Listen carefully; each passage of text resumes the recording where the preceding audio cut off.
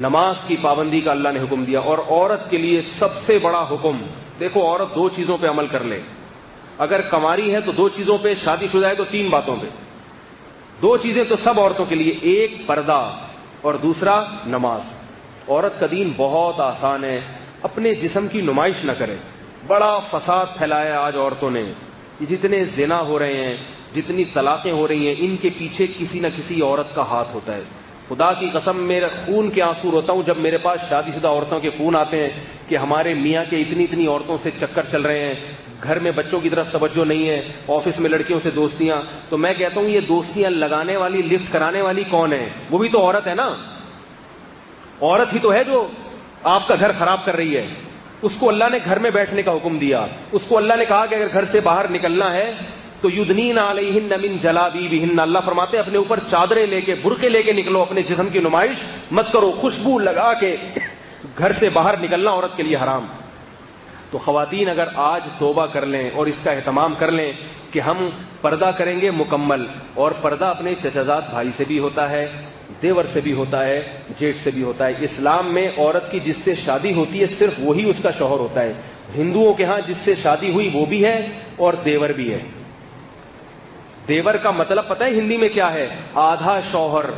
یہ ڈکشنری میں دیور کا مطلب ہے، نہیں آ رہی میرا خیال ہے۔ تو ان کے ہاں دیور سے پردہ نہیں ہے۔ سکھوں کے ہاں تو ہے ہی نہیں پردہ، سکھوں کے ہاں تو باقاعدہ ہے کہ یہ شوہر یہ بھی ہے اور یہ بھی ہے۔ تو یہ بغیرتی والی زندگی پسند کرتے ہو کیا؟ ہم اس کو قبول نہیں کرتے۔ ہمارے ہاں ہے کہ یہ شوہر ہے، اس کے علاوہ کوئی بھی نہیں ہے، وہ نہیں دیکھ سکتا اس کو۔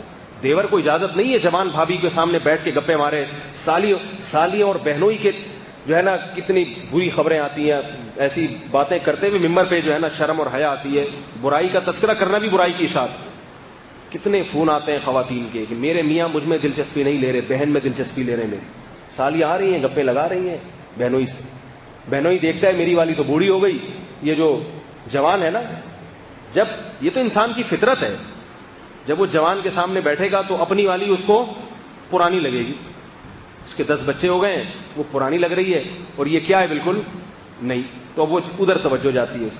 تو اللہ نے سالی کو کہہ دیا کہ تمہیں بہنوئی کے سامنے بیٹھنے کی ضرورت نہیں ہے، تمہیں اجازت نہیں ہے۔ اگر وہ پردہ کر لے گی تو اس کی بہن کا گھر بھی بچے گا کہ نہیں بچے گا؟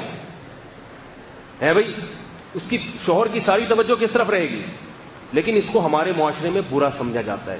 اگر پردہ کر لے گی نا تو بیوی ہی کو اعتراض ہوتا ہے، میری بہن نے میرے شوہر سے پردہ کیوں کر لیا، بے وقوف، اسی کو اعتراض ہوتا ہے۔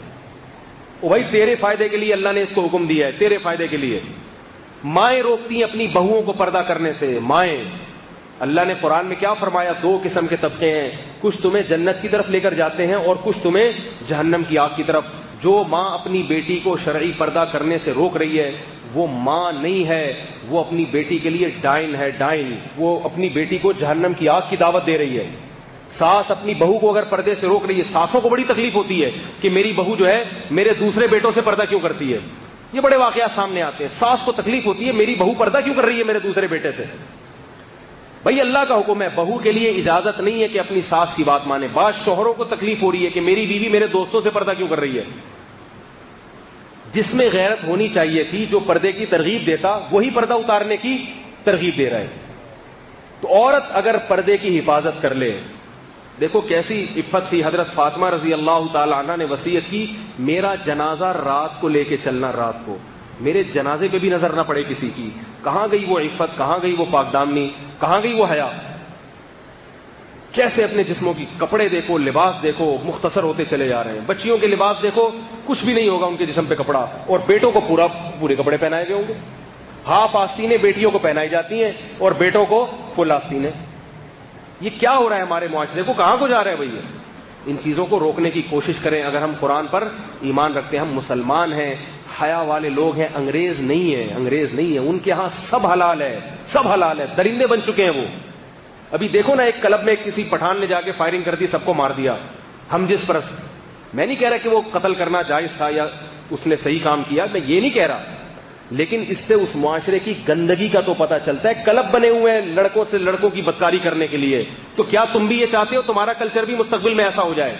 تو یاد رکھو، آج وہ جس اسٹیج پر پہنچے ہیں اچانک نہیں پہنچ گئے. پہلے ان کا کلچر بھی ایسا بنا تھا جیسے آج ہمارا ہے, مگر ان کے بڑوں نے اس کلچر کو تبدیل کرنے کی کوشش نہیں کی. نتیجہ کیا ہوا؟ برائی ہوتے ہوتے وہاں تک پہنچ گئی ہے. اگر ہم نے اپنے گھروں پہ, اپنی بیٹیوں پہ کنٹرول کرنے کی کوشش نہیں کی, معاشرے میں کو پردہ کرانے کی کوشش نہیں کی, تو یاد رکھو ہمارا مستقبل بھی پھر ویسا ہی ہوگا.